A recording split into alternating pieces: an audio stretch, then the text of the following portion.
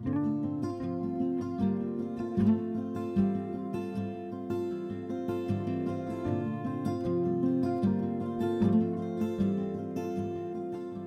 I'm Heather Gibbons, and this is Hawthorne Valley's 50th anniversary podcast, Roots to Renewal. Thank you for joining us. As we mark this significant milestone, we decided to try our hand at podcasting as a way to help share our story, as well as those of our friends and contemporaries from around the world who dedicate their lives to meeting the ecological, social, and spiritual needs of our time. Roots to Renewal is made possible by the generous support of Tierra Farm, a family-owned, environmentally conscious manufacturer and distributor of organic dried fruits and nuts. Learn more at tierrafarm.org. Herbert Dreiseitl is a renowned landscape architect, urban designer, water artist, interdisciplinary planner, and a professor in praxis. He is an internationally highly respected expert in creating livable cities around the world, with a special hallmark on the inspiring and innovative use of water to solve urban environmental challenges, connecting technology with aesthetics and encouraging people to take care and establish a sense of ownership for places. Herbert is a Harvard GSD Loeb Fellow and a Fellow of the Center of Livable Cities in Singapore. He lectures worldwide and has authored many publications, including 3 editions of recent Waterscapes, Planning, Building, and Designing with Water.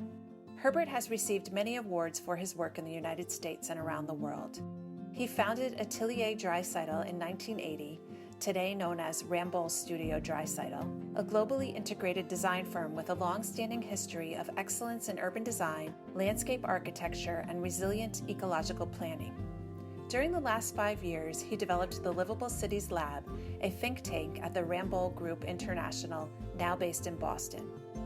Herbert is always asking how to bring the best value to society to create a culture of inspiration and implement better integrated solutions to humanize cities. He has also been a member of Hawthorne Valley's Board of Trustees.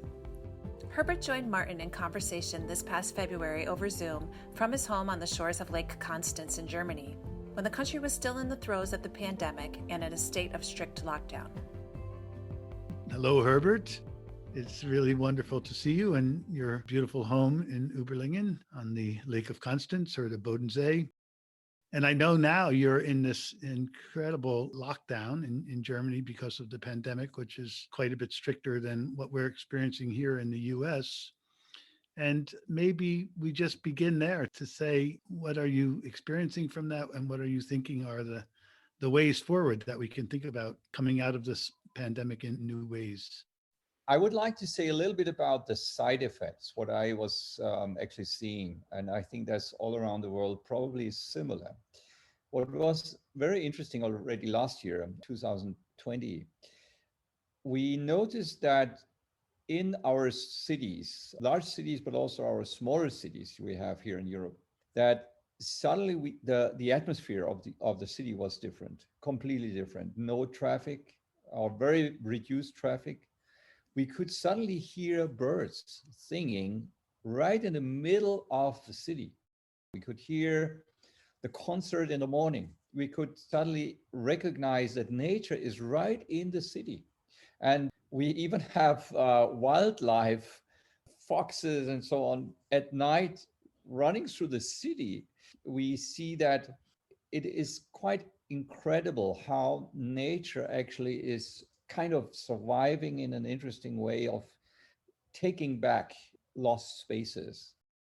The other thing we noticed is, of course, all the pollution is going down. I think the aim to get the environment so that the climate question can be handled somehow, but because of COVID, people travel much less, people walk more, people use bicycles, people talk on roads because there's not so much traffic, so we can be outside, we can socialize on the street.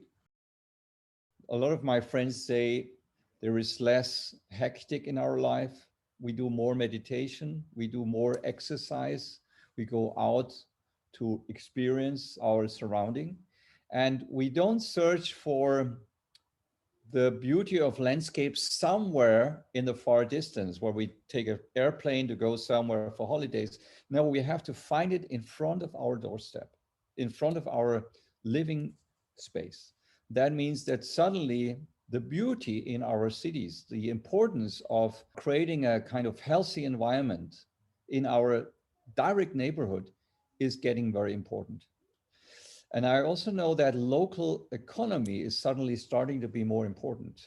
Taking care of what is your surrounding, what is in your neighborhood, what is circular economy in your area is actually getting extremely important. And there is a kind of start of awakening awareness, which I can see. I hope that kind of waking up is starting to be something which brings people to a different way of thinking. Hmm. Yeah, it's like a remembering of our social beingness with others, that we've been distracted from that reality by all of Yeah. the other possibilities of going anywhere in the world and getting anything from anywhere in the world at the snap of a finger. So we see similar, the local economy piece is certainly something that one can say is strengthened by this here around in the Hudson Valley as well. And I think always the real gift is this social question, that people can come together and be together in a new and different way. The social question is very, very important as well. How do people interact?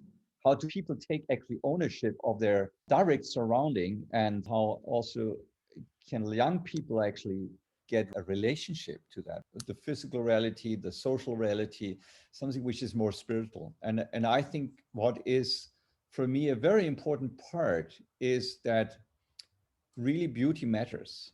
Actually, there's a lot of research going on also here in South Germany and especially in Switzerland, that beauty is a kind of spiritual awareness of what we have as humans. Everyone actually is connected to that we see something. Is it true? Is it something which is a healthy situation? Healthy situations often are connected to a certain balance, to a certain aesthetic, to a certain beauty. And you can see this in landscapes very much. Has the landscape the character of beauty? Has a city the character of beauty? If you see that, you find often very, very healthy social connections, and you find a very healthy environment very often. For me, it's very important. I have been working around the world in many cities, very much as an engineer, as a technical guy who is working for water, for rainwater, stormwater management, filtration, getting good water into the environment back again, treating of wastewater and so on. But always was this part very important that I said, technology is one thing, which is very important, but it's not the answer per se. It needs more. It needs something which is connecting our inner being as humans to the environment. And that is very much in something like a kind of a deeper connection, which brings us as humans that we see the world around is nothing else than ourselves. We in ourselves feel that what we have inside is reflected outside, and what is outside is always reflected to us. And the bridge is this beauty. And I think there needs much more research in that field.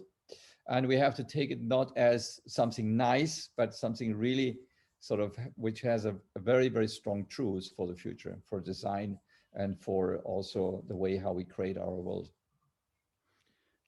It makes me think of the biologist here in the US, E.O. Wilson, who coined the term biophilia, which is our innate love or connection to nature because we are nature. It feels for me a hopeful sign that we're maybe overcoming this story of separation and finding our way back into an understanding of our integral place as nature, in nature. Yeah. I've been to many of your projects, mostly in the US, but I have been in Potsdamer Platz and Tanner Springs, of course, in Portland more than once. And I like to go and just observe how people are interacting with those places because it's validating all of the points that you're making. And as somebody who feels very strongly connected to water myself, I grew up across the street from the ocean. My birth sign is Aquarius. I feel like water is, really coursing through my veins in a way. And I wonder if you could say what insights we might glean by appreciating water more. How can that transform our thinking? Water is a very, very important and fascinating element. And all my life, I'm actually committed in my work to this water element. And I call it fluid thinking. So I did a lot of exercises. And by the way, I do it a lot also with normal people on the road. I do it like with workshops, when we do involvement workshops of citizens up to 300, 400 people. I do often this kind of exercises as a kind of waking up of letting things flow, getting away from fixed ideas, opening up our fantasy, opening up future potential of something which is unknown, which is something for the discovery of something we don't know from the future, but we want to invite the future to bring into our thinking.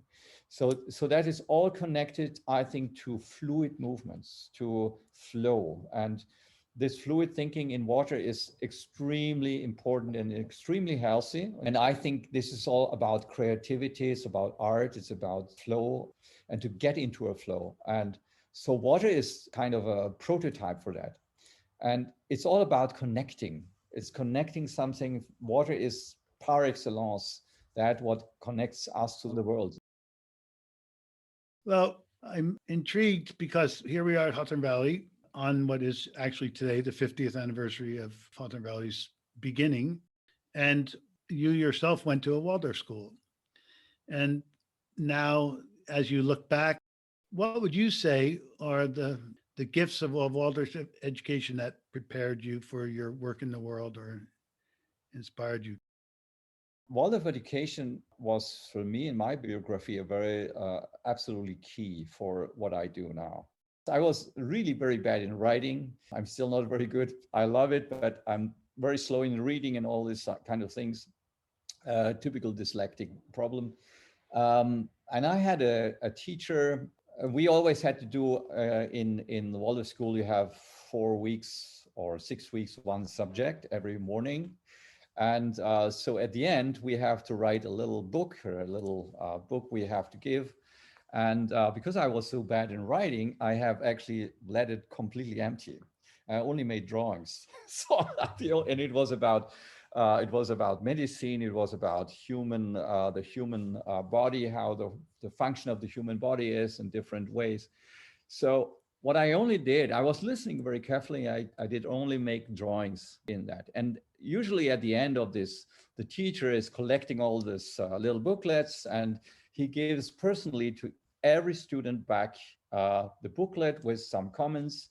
You have done it well, or you could have done it better, or so.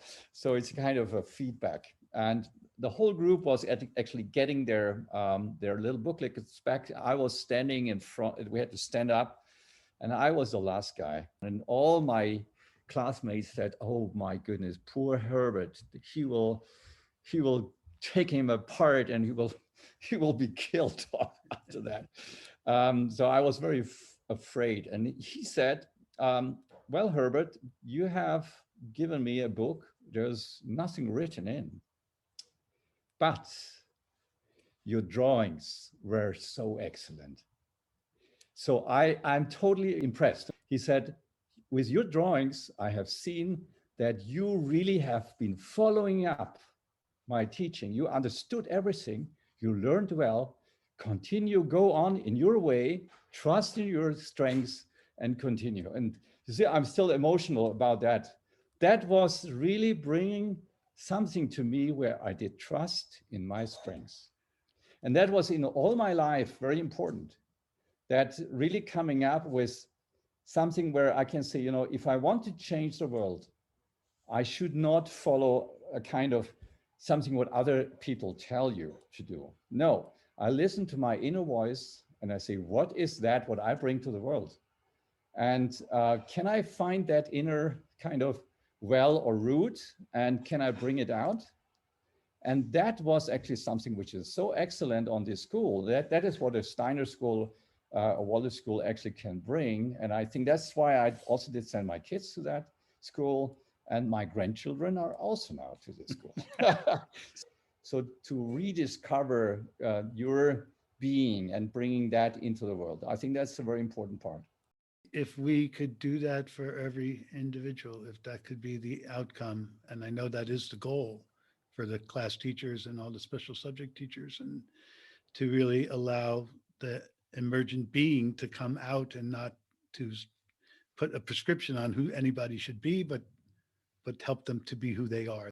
And your story is just so beautiful in expressing that.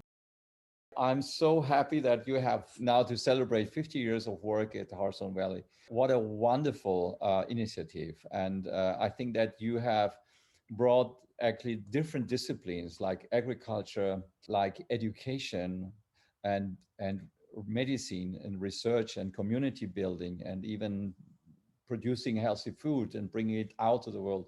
That's so wonderful that you actually have brought all these initiatives together in the Hawthorne Valley community. Thank you, Herbert, my dear friend. It was wonderful. So nice to spend this time with you. Thank you, Martin. All the best. Bye-bye. To learn more about Herbert and his work creating livable cities and regions worldwide, visit dreiseitlconsulting.com. Thanks for listening to Hawthorne Valley's Roots to Renewal podcast. We are an association comprised of a variety of interconnected initiatives that work collectively to meet our mission. You can learn more about our work by visiting our website at hawthornevalley.org. Hawthorne Valley is a registered 501c3 nonprofit organization, and we rely on the generosity of people like you to make our work a reality. Special thanks to our sponsor, Tierra Farm, who makes this podcast possible. We're grateful for their continued support and the support of grassroots contributions from listeners like you. To make a donation, visit hawthornevalley.org/donate. If you'd like to support us in other ways, consider sharing this episode through social media or leaving us a review wherever you listen to this podcast. Thank you to Grammy Award-winning artist Aaron Dessner for providing our soundtrack, and to Emma Morris for once again lending her invaluable editing and production support.